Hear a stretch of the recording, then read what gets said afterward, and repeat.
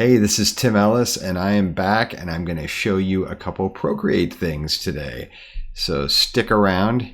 Here we go. Okay, so I've done a couple of other lessons with this image. One of the first things I was going to do is just cut her out and add some cool background elements. So this can be really fun to do when you're deciding, hey, I want to do a painting, I want to use this image, I want to colorize it. This can be cool. So anyway, I'm going to go to select, which is this little S that I just turned blue in the top. When you go to select, there's a lot of different ways to do that. Procreate is not the greatest with this. Photoshop has this so beat, but there is an automatic function that's kind of terrible. But if you go to automatic and you touch your background with your pen or your finger and slide across, that didn't even work, you can highlight a certain area of the image to be cut or pasted. So I'm going to try that again. You can see I'm having to move it way to the left to get that to work. I have found very little luck with the selection tool using the automatic. So I'm going to use freehand. Freehand allows you to draw a line. I'm going to start with her elbow here and just start to draw a line around her body to select her really quickly. So when you're doing this, one of the things that's helpful is I just got around to the bottom of her dress, so I can actually move and zoom in so I can really see what I'm doing. And as you move your pen back in, it'll kind of put that little asterisk so you know where to pick up where you left off. So you can really get careful with this. I stopped for a minute. I'm going to use two fingers to kind of pull the image back down so I can see what I'm doing. And as I move my Apple Pencil back in, you can see that little target shows you where you're about to touch, which is really helpful. So it makes this selection not quite so horrible. Now you can really take a lot of time and select something super carefully this way. This is not a lesson in how to select, but I'm going to go ahead and pause this recording and finish selecting her and come right back in. So here we go. Okay, so I've fully selected her. Now I did not select the empty space in her arms. I'm going to do that separately. But right away, what you can do is go down to your little menu at the bottom and click copy and paste. So that's what I'm going to do. Copy and paste. And it looks like nothing happened. But if you go up to your layers, I'm clicking my layers in the top right, you can see you now have a layer that just has her on it. So I'm going to mute the layer below it just by clicking the little box below it that toggles it on and off. You could also delete it if you don't want it by sliding it over and hit delete. I'm not going to do that yet. I'm just going to keep it where it was. So anyway, now you can see I've got her on a layer. I'm going to hit move. And now I can move her wherever I want. To select this inside layer, we're just going to do the same thing. And you can also use the eraser. And by the way, when you're selecting something, if you have it on move and you move it off screen after you're done selecting, it'll crop that area off. So don't move your image out of frame when you're actually in move and not in select, because it'll crop it. And it's really, really difficult to get that back, if not impossible. So anyway, I'm going to go back to select. And by the way, one of the other things you can do is you can choose the eraser tool. And you can take the eraser tool and you can use that to kind of erase your edge to get rid of anything you failed to crop perfectly before. A lot of my students use that exclusively. I don't really like that. I prefer to just to select the area and then remove it. So I'm back in select. So I'm just going to select this little area right here, and I'm just going to 3-finger slide down and hit cut to remove that. And then I'm going to do the same thing again with this empty space around her head. And what I'm going to do then is manipulate this image and do some cool stuff. So I'm going to pause it once more and I'll come right back when I'm fully selected. Okay, so I selected that last little part. I am going to 3-finger slide down and I'm going to hit cut, which removes that last little part that I didn't want. So now I have an image that's just her. So you can do a lot of cool things with this. So one of the things that I like to do is immediately copy that layer and mirror it. So you can take kind of a boring composition and really make it exciting just by duplicating your layer really quickly. So I'm just going to go to my layer, and one of the things you could do is you slide your layer over. You can delete there, but you can also duplicate. So if you just hit duplicate, now I've got a second layer. It looks like nothing happened, but you can see another layer appeared in the upper right. So now if I go move and I move it, you can see I've got a second image. So you can take that second image and stack it. You can make it bigger or smaller, which can be pretty exciting. Now remember, if you move it out of frame and leave it there, it's going to crop it. So don't move it out of frame unless you're sure you want to do that. But that could be pretty cool, pretty fast. But what I'm actually going to do, that I like to do occasionally, is just flip horizontally. And when you flip something horizontally, you can get a really active composition super quickly. You can mirror something. You can have a figure leaning into their own space like this. It can also be cool to have them back to back mirrored, which is what I'm going to do in this one. So I'm going to mirror her here. I'm going to go to my other layer, and I'm going to select move, and I'm going to do the same thing. So for this one, I'm kind of messing around with twisting it and just seeing what that could look like. I think I'm actually going to put her back in her normal pose, just a little bit smaller. And I'm going to do the same thing with the other side. So you can see I'm zooming in on the whole image. I didn't hit move. So if you hit move, then you can move your individual layers again. So I've got her looking pretty symmetrical. Now, before you copy it, make sure you've fully, edited the image to make it as perfect as you want. You can see I did not get absolutely a great cut everywhere, but if I really wanted to keep this piece as a final piece of art, then I'd want to make sure I did. But I'm pretty happy with that. So here's some other really cool stuff that you can do to make this image pretty cool, pretty fast. You can add some background imagery to this. So I'm going to go ahead and hit my layers. I'm going to make a new layer, and I'm actually going to just choose my brush. So from my brush, we can choose colors, and we can also choose what brush we're using. So the little blue icon on the top, I just turned on my brush. I'm toggling it on and off. I'm sure you've used this before. If you go down to textures and choose decimals, this is a pretty cool one. If you choose your decimals, and if you click on it twice like I just did, so I'm on decimals, if I hit the decimals one time like that, it'll open up the control panel. And one of the things I did is I went down to properties on the left. It'll default to stroke path. If you go down to properties, there's properties, you can change the maximum and minimum size.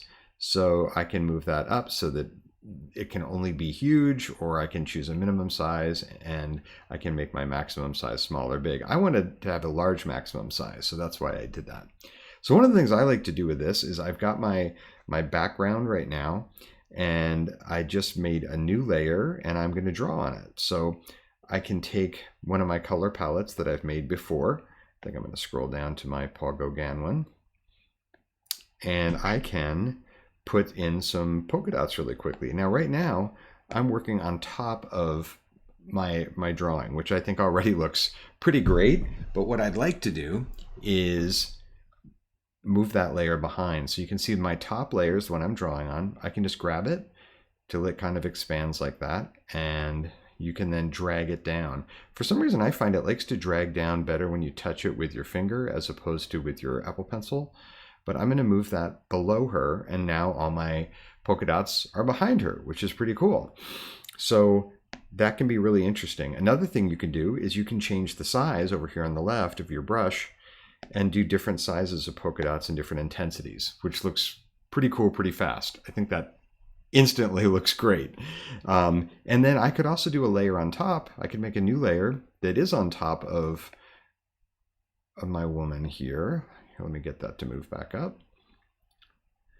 If you just hold on it, it'll slide up. And I'm going to choose, I'm going to choose the same color just for a minute. And if I do other polka dots on top, it kind of gives it this cool ghosty effect, which I think is pretty great too. I'm actually going to undo that just so I have more options later on, but that's a pretty cool thing to do as well. So now I've got all these different layers with different imagery on them. I can also just make a background color behind everything else. Now I could just change the background color layer. I actually like to make a new layer and make that my background color. So I'm just gonna completely fill that, which you could choose to fill it lots of different ways. I'm gonna actually just paint it in, and I'm gonna choose a kind of a contrasting color for this. I'm gonna use this blue here, and I'm gonna choose one of my pens, and I believe in Elements there's a pretty nice pen here. I also like, let's just go to painting, and I'm just going to use the flat brush, the round brush right here, and we'll just keep it as is. And I am just going to paint this in everywhere. Right now it's on full opacity, so so it's completely transparent. I'm going to move it to full opacity, huge brush, and just paint this whole thing in really, really quickly. Now you can see I'm coloring over absolutely everything, but have no fear. That is, you can see in my layers, it's my top layer. So I'm just going to grab it, move that to my background, right before my background. And now I have a color behind all my polka dots, which is great. So that already looks really great. Another thing that I like to do with images, just to add some pizzazz really quickly, is mess around with some other brushes. If you go into textures, there's some really great textures in here. That's where I got my decimals. That's where I started with. There's also some diagonal lines that can be really cool. Cubes also looks pretty interesting. Let's try that one just for a minute. Actually, let's do something slightly different. Instead of that one, let's go to Abstract and Polygons. Polygons looks pretty cool. Let me see if that's going to work for us. And let's choose black for this. And right now it's doing these cool polygon shapes kind of in the background. And you can change the size of these as well. And I could also move them in front of my polka dots if I wanted. Right now that's on my background layer. So I should have created a new layer for that. Let's just undo those. So those went to my background layer, which is not what I wanted to do. So I'm going to add a new layer, and I'm going to do my polygons on top of my background. So now we're right back where we were, but now as I do my polygons, they are in front of my blue, but behind my polka dots, which is kind of what I wanted, which looks pretty interesting pretty fast. You know, it's pretty dynamic. There's a lot of great effects that you can do with things like that. In Elements, mess around with these. There's some great ones there. Also in Materials, there's some pretty good ones. If you scroll down, there's some actual interesting patterns, and the cloud function is great. If you look in Industrial, there's like corrugated iron, really interesting stuff in there. But mess around with those. There's even, you know, these patterns and grids and great stuff like that. So already looking pretty cool. So let's do one more thing. Okay, so instead of this option, let's keep our background color and let's turn our other layers off. So I'm going to turn off my polka dots. And I accidentally, I'm not quite sure how I managed to do that, but I did end up putting my polygons on the same layer as my blue. So just to get rid of that, I'm just going to go back to my blue, and I'm just going to paint that in with my big paintbrush again. And I'm just going to paint over that. All right.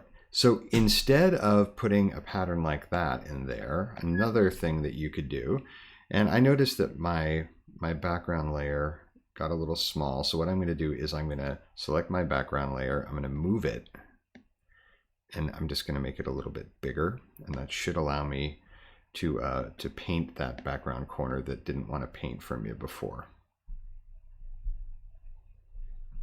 So here's what I wanted to do. I'm going to go and select my round brush again. And right now my round brush is, even at maximum opacity, it's a little transparent. So I'm just going to click on it again. And if you go to the minimum opacity down this bottom toggle and turn it all the way up, it's going to make it so it's automatically a dark tone, which is what I want. So now, if I just kind of paint in some squiggles in here, and I'm doing this on a new layer, by the way. And as you're doing this, you can change the thickness of these to create some polka dots or, you know, whatever it is you might want to do. I'm going to change my color now, and I'm actually going to go back to my first color and make my size a little smaller. And that can allow me to add some variation on top of what I've already done, which can look pretty interesting. And then I'm just going to add maybe one more color from my palette. Let's see what'll look good. Let's try actually one of these browns. I wouldn't normally use that, but I think it'll look pretty great. Let's see. We'll go back to our paintbrush.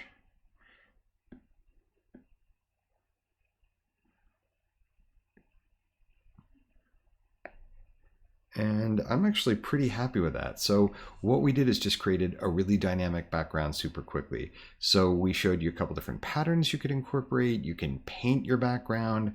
Already that's looking pretty exciting. And by the way, you can go back to your palette to choose a color, but you may or may not have used this before. But on the left-hand side where you can change the size of your brush, if you hit this little square that I'm toggling off in the middle, that allows you to move to a color and select it. So let's say I wanted to use this red color again and it wasn't in my palette. I can just select it there, and you can see in my upper right hand corner now I've chosen that same color again.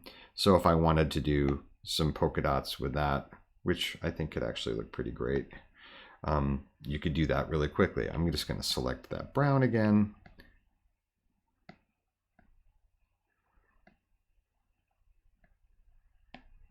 There we go. And add a little variation with that brown. So I'm pretty happy with that. Okay, now one of the really cool things you can do with this is you could selectively just recolor one element of this. So remember, we've used gradient map before. So let's use gradient map. Let's go and select one of our ladies. And if we go to our magic wand bar and we go to gradient map, you can instantly recolorize one of your layers. Now, as you scroll through, you could do all sorts of different things with that, and that can be really interesting. Now, remember, we made our own gradient map in one of my prior videos. If you didn't see that, click over and scroll through my channel. I'll try to link to that one if you missed it. But you can add a gradient map that you've created. So I think that looks cool with just some of the blues in there. Here's a way to make everything cohesive, though. If you want to recolor everything that you've just done, this is kind of a cool option. So let me show you how to do this. Okay, so right next to gallery at the top, you hit the little toolbar. Under add, you go copy canvas. Now this can be a little confusing because it didn't actually put the canvas anywhere, but it's taking kind of a photo of everything. Or you know what, let's do this. Let's undo our gradient map first, and then let's copy canvas, because we're going to recolorize everything. So we're going to go copy canvas, and then immediately you have to hit paste. If you don't hit paste, which shows up at the bottom, it didn't really do anything. So once you hit paste, you should have a new layer, if you look at your layers, that's got absolutely everything you've just done on it. And I'm actually not seeing that. So I'm going to put it in this layer right here. I'm going to 3-finger swipe down, and I'm going to hit paste. And now I should, in that layer, have a collage of everything. Oh, I do. It worked twice. It just, I didn't recognize it because I'm going to toggle it on and off. It looked a little funky because I'm kind of zoomed out right now. So let's select that layer, move it to the very top. And then if I toggle it on and off, it actually doesn't look different at all. That's okay. If you hold down this little white check mark, it's going to turn everything off except your layer. So now you can see if I toggle it on and off, all I see is my new layer. So that's what we wanted. And now what we're going to do is recolor everything. So I've now selected just the layer that's the combination of everything in the upper right hand corner. Remember, I went to copy canvas and then I pasted it. Now if I go to gradient map, it's going to color everything the same. So it's going to take all our colors and assign colors to those different grayscales. So remember, we can make our own gradient map, or you can slide through and use some of the custom ones here. So you can see that mocha one is completely insane. It's destroying everything. But you can really make some interesting gradient maps. Here's my Paul Gauguin one that I made before.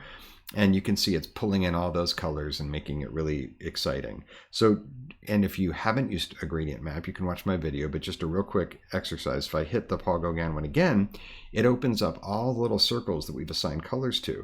So you can change these. So let's say you hate the black and it's just too dark. I can click the black circle and I could assign a different color to it. So just to see what that would look like, let's make the black white, which is going to completely change everything. And you can click around and try different things. Like what if it was kind of this brown color? That's actually kind of interesting. I think that's pretty cool. Or what if it was dark green? Okay, that's a nightmare.